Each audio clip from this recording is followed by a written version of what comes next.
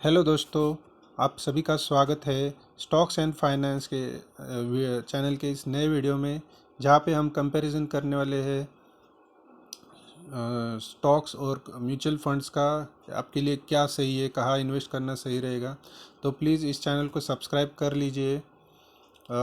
इस वीडियो में मैं इस वीडियो को काफ़ी सिंपल रखने की कोशिश करूँगा और टू द पॉइंट रखने की कोशिश करूँगा।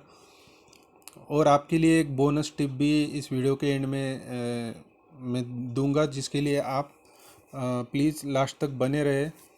तो चलिए इस वीडियो को स्टार्ट कर लेते हैं। तो हम पहले स्टॉक्स के बारे में जान लेते हैं कि स्टॉक्स के एडवांटेज और डिसएडवांटेज क्या है। तो दोस्तों, पहले स्टॉक्स के हम एडवांटेज जान लेते हैं। तो पहला एडवांटेज है, आपको डिविडेंड्स मिलते हैं स्टॉक में अगर आप होल्ड करते हो। डिविडेंड हो सकता है 2% से लेके कुछ स्टॉक्स में 10% तक भी डिविडेंड मिल जाता है।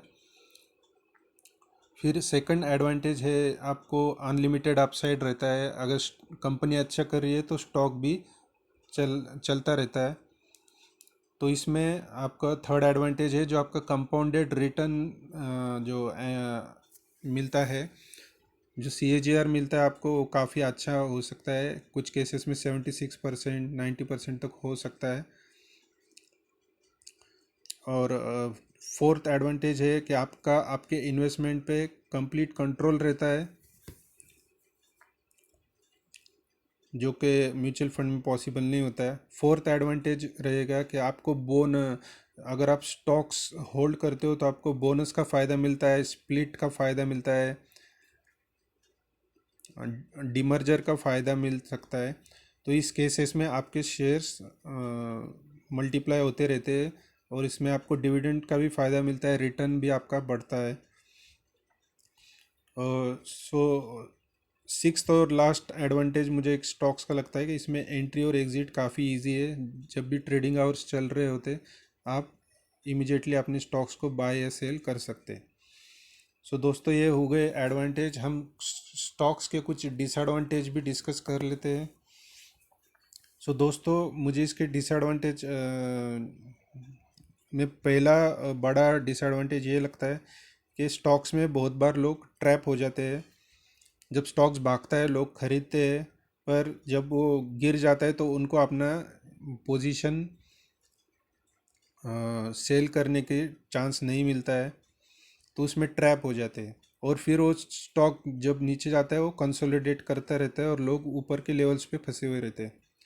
सो सेकंड डिसएडवांटेज स्टॉक्स का मुझे लगता है कि लोग भागते हुए स्टॉक्स को खरीद लेते हैं, इस डर से कि कहीं उनसे रैली मिस ना हो जाए, तो वो कौन से भी लेवल पे बिना सोचे खरीद लेते हैं। या फिर जब मार्केट गिरता है और स्टॉक भी धड़ाम से गिर जाता है, एक 4 दिन में अगर 15-20% गिर जाता है, तो डर के लोग अपना पोजीशन सेल कर लेते हैं, पूरा होल्डिंग, और उसमें लॉस बुक कर लेते हैं। तो थर्ड डिसएडवांटेज मुझे ये लगता है कि इसमें टैक्सेशन, आपको जो हर ट्रांजैक्शन में बाय या सेल में जो है आपको टैक्सेस काफ़ी ज़्यादा देने पड़ते हैं, और उसमें ब्रोकरेज भी ज़्यादा होता है। अगर आप बैंक रिलेटेड ब्रोकर है यूज़ कर रहे हैं, अगर डिस्काउंट ब्रोकर है तो आप ब्रोकरेज पे कुछ कंट्रोल कर सकते हो। तो फोर्थ डिसएडवांटेज है स्टॉक्स का कि इसमें स्टॉक्स को होल्ड करना काफ़ी मुश्किल होता है। अगर लोग प्रॉफिट में आता है तो उनको बेचने के लगता है कि बेच के निकल जाए, और अगर लॉस में है तो उनको लगता है कि बहुत ज़्यादा लॉस होता है तो भी उनको होल्ड करने को बहुत प्रॉब्लम हो जाता है। और जो मुझे एक फिफ्थ डिसएडवांटेज ये लगता है कि फेक न्यूज़ बहुत चलाई जाती है मार्केट में, news channel, media, social media, इस पे। तो उस स्टॉक को होल्ड करना भी काफ़ी मुश्किल हो जाता है, वेरीफाई करना मुश्किल हो जाता है। अगर न्यूज़ सही है नहीं है, आपको रिसर्च करना होता है।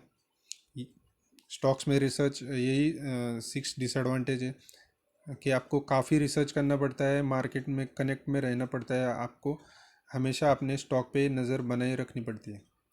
तो दोस्तों, ये हो गए स्टॉक्स के एडवांटेजेस एंड डिसएडवांटेजेस। तो अभी हम जानते हैं म्यूचुअल फंड्स के एडवांटेज और डिसएडवांटेज के बारे में।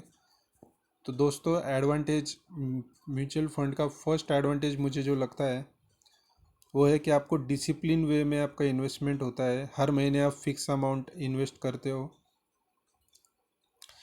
और वो इन्वेस्टमेंट 100 रुपीज़ या 500 रुपीज़ से भी आप स्टार्ट कर सकते हो। सेकंड एडवांटेज म्यूचुअल फंड्स का ये है कि आपको रुपी कॉस्ट एवरेजिंग का फ़ायदा मिलता है। तो आपका कॉस्ट हमेशा एवरेज आउट होता रहता है, पोर्टफोलियो में ज़्यादा लॉस देखने को नहीं मिलता है। अगर आपका एसआईपी चल रहा है किसी फंड में और मार्केट गिरता है तो 5% से ज़्यादा लॉस देखने को नहीं मिलता है आपको। देन थर्ड एडवांटेज है म्यूचुअल फंड्स का कि इसमें स्मॉल टिकट साइज़ है। आप लमसम करना चाहते हो तो 5,000 से, या फिर कुछ कुछ म्यूचुअल फंड्स में तो जैसे आईसीआईसीआई और निप्पॉन इंडिया में आपको 1,000 रुपीज़ से भी आप लमसम कर सकते हो। फिर जो फोर्थ एडवांटेज है म्यूचुअल फंड्स का कि आपको डाउनसाइड प्रोटेक्शन प्रोवाइड किया जाता है फंड मैनेजर की तरफ से। तो ये डाउनसाइड प्रोटेक्शन ऐसा किया जाता है कि फंड का 2 to 5% जो अमाउंट रहता है उसको गवर्नमेंट सिक्योरिटीज़ में पार्क किया जाता है, या फिर उसको जो लेस वॉलेटाइल स्टॉक्स है उसमें उसको पार्क किया जाता है, जैसे कि आईटीसी हो गया, इन्फोसिस हो गया। फिर या फिर उसका कॉल या पुट खरीद लिया जाता है, तो उससे आपका डाउनसाइड प्रोटेक्शन मिल जाता है। फिर फिफ्थ एडवांटेज ये है कि आपको प्रोफेशनल मैनेजमेंट का सर्विस मिलता है। उसके लिए आपको बहुत छोटा एक्सपेंस रेशो देना होता है डायरेक्ट प्लान में, और इस प्रोफेशनल मैनेजमेंट से आपको एक फिक्स रिटर्न मिल जाता है। फंड मैनेजर अपना बेस्ट देता है और उसकी नॉलेज काफ़ी अच्छी होती है, क्वालिफाइड पर्सन होता है, एक्सपीरियंस पर्सन होता है वो। Then six advantage mutual funds का ये है कि आपको बहुत अच्छा डाइवर्सिफिकेशन मिल जाता है कम पैसे में। तो उस इस फॉर एग्जांपल एक म्यूचुअल फंड स्कीम में अगर 50 स्टॉक है तो आप 500 के एसआईपी में आपको सबका एक्सपोजर मिल जाता है, वो एनएवी में इंक्लूडेड रहता है। कोई भी स्टॉक अगर भागता है तो वो आपके एनएवी को ऊपर लेके जाएगा। सो दोस्तों, ये हो गए एडवांटेजेस। अभी हम म्यूचुअल फंड के डिसएडवांटेज के बारे में बात कर लेते हैं। तो डिसएडवांटेज काफ़ी कम है। पहला डिसएडवांटेज म्यूचुअल फंड्स का ये है दोस्तों कि फंड मैनेजर कम रिस्क लेके काम करते हैं। अगर उनको लगता भी है कि ज़्यादा रिटर्न ले सकते तो भी वो नहीं लेंगे, क्योंकि उनका फंड बहुत काफ़ी बड़ा होता है। फिर उनको परसेंटेज का भी एक लिमिटेशन आता है उनको। देन सेकंड डिसएडवांटेज ये है कि उसमें म्यूचुअल फंड इन्वेस्टमेंट में आपको अगर आप जल्दी एग्जिट करते हो तो एग्जिट लोड लग जाता है, जो कि 1% से लेके 1.5% तक होता है। Then third disadvantage mutual funds में ये है दोस्तों कि आपको काफ़ी ओवरलैपिंग फेस करना पड़ता है। अगर आपने दो म्यूचुअल फंड खरीदे सेम कैटेगरी में या सेम मार्केट कैप के, तो उसमें कुछ फंड्स 20 to 30% तक जो स्टॉक्स है वो सेम रहते हैं। तो उसमें आपका सेम स्टॉक में ज़्यादा इन्वेस्टमेंट हो जाता है और डाइवर्सिफिकेशन कम हो जाता है, फिर इसको ओवरलैपिंग कहते हैं। सो अगर वो स्टॉक गिरा तो आपका ओवरऑल पोर्टफोलियो गिर जाता है। Then fourth disadvantage mutual funds का ये है दोस्तों कि सेटलमेंट टाइम जो है म्यूचुअल फंड में ये 5 to 7 डेज का होता है, जो कि स्टॉक्स में सिर्फ ट्रेडिंग डे प्लस 1 डे, मतलब 1 डे का ही सेटलमेंट टाइम रहता है। सो लास्ट डिसएडवांटेज है दोस्तों कि म्यूचुअल फंड्स में ओवर डाइवर्सिफिकेशन हो जाता है। कुछ कुछ म्यूचुअल फंड्स 150 स्टॉक भी रख लेते हैं अपने पोर्टफोलियो में, तो ये ओवर डाइवर्सिफिकेशन हो गया है। पर उनको वो करना पड़ता है क्योंकि मे बी उनका फंड साइज बहुत ज़्यादा बढ़ जाता है।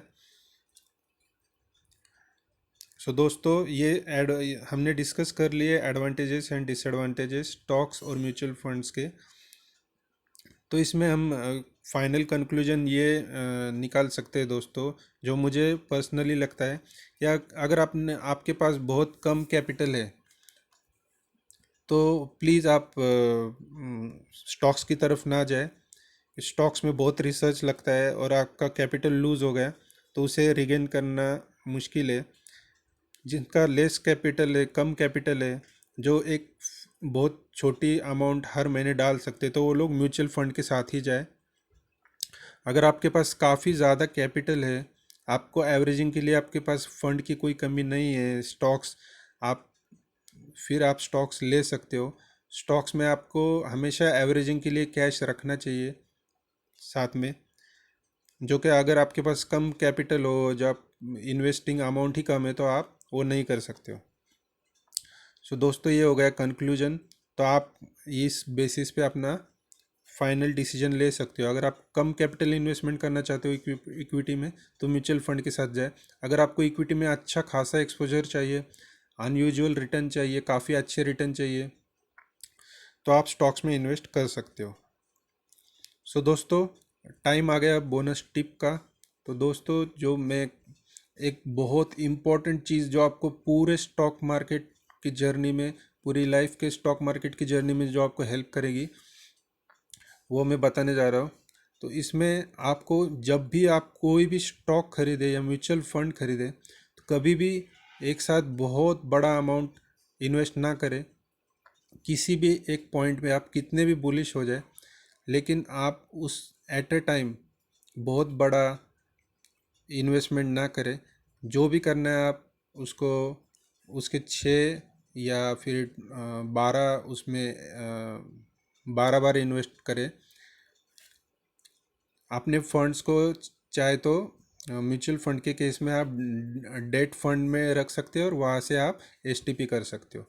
स्टॉक्स में आप हमेशा जब बाइंग करते हो, तो पहले कम स्टॉक्स ले, 5 या 10 ले। जब फंड स्टॉक और गिरेगा, तब उसमें और डबल क्वांटिटी खरीदे। अगर और गिर गया, तो और डबल क्वांटिटी खरीदे। ऐसे करके आप उसमें उसको कम से कम आपका एवरेज प्राइस नीचे नीचे आएगा, और जब वो स्टॉक भागेगा, तो आपका कंपाउंडिंग बहुत अच्छा होगा। सो दोस्तों, ये बोनस टिप हमेशा याद रखना। सो दोस्तों, ये था एक मेरे तरफ से एक प्रयास था कि आपको हेल्प करूँ इस डिसीजन में। दोस्तों, ऐसे ही क्वालिटी कंटेंट और वीडियोस के लिए प्लीज़ सब्सक्राइब कीजिए। अभी के लिए धन्यवाद। Bye bye.